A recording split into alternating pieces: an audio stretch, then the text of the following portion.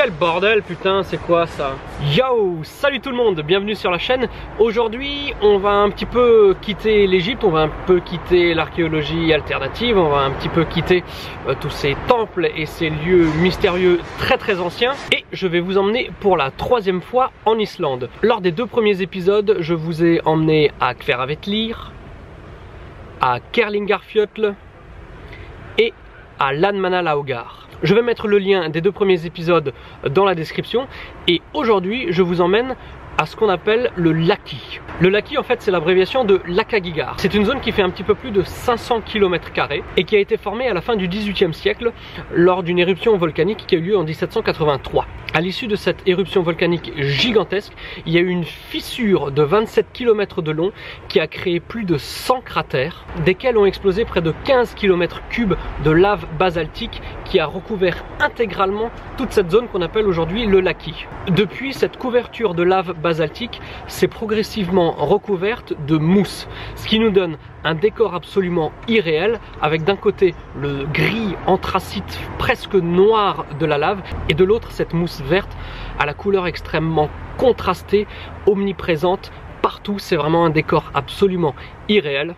Et c'est là que je vous emmène aujourd'hui. Donc cette vidéo, on va partir de Landmannalaugar en empruntant la route F208 Sud qui va nous amener déjà à travers de très beaux paysages jusqu'à la route principale qu'on appelle le Ring Road, et ensuite on va aller dans le Laki, on va traverser des rivières et lors de notre arrivée au Laki vous allez voir quelques rapides prises de vue que j'ai faites en haut du Lakagigar, et bien qu'il fasse jour, il était à ce moment là près d'1 h du matin. Donc sans plus attendre, c'est parti pour l'aspect aventure de la chaîne. Moi je vous dis à très bientôt pour de nouvelles vidéos, enjoy.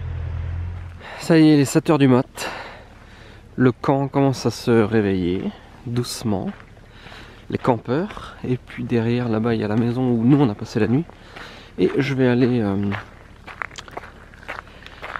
sortir du lit ma petite femme qui galère, et ensuite on va aller manger des petites nouilles, et ensuite on va se faire un nouveau trek, mais je sais pas encore lequel.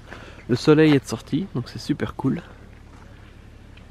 et puis ça va être une belle journée. J'espère qu'on aura assez de batterie pour tout filmer.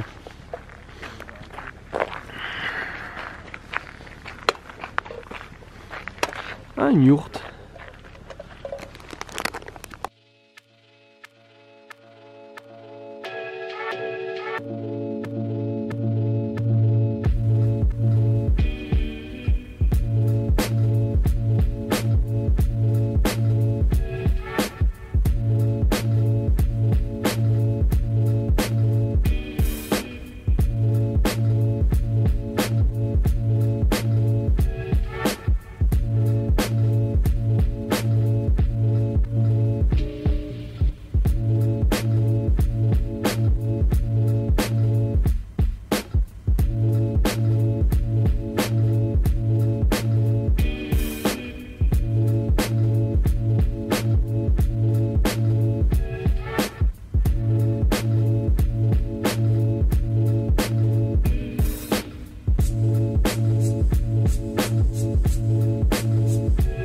Ah, les moucherons, putain. Aujourd'hui une journée de plus qui commence très fort. Regardez ce que j'ai derrière moi. Sympa quand même. Et par contre je vais essayer de pas trop faire le malin, car je veux pas attirer le karma sur les rivières qu'on va devoir traverser tout à l'heure. Donc pour le moment je fais pas trop le fanfaron, parce qu'hier on a parlé à pas mal de gens qui nous ont dit que c'est souvent assez profond et qu'on n'a pas un 4x4 surélevé, donc espérons que ça se passe bien. Bon, encore un petit coup pour la route. C'est vraiment incroyable ce qui se passe.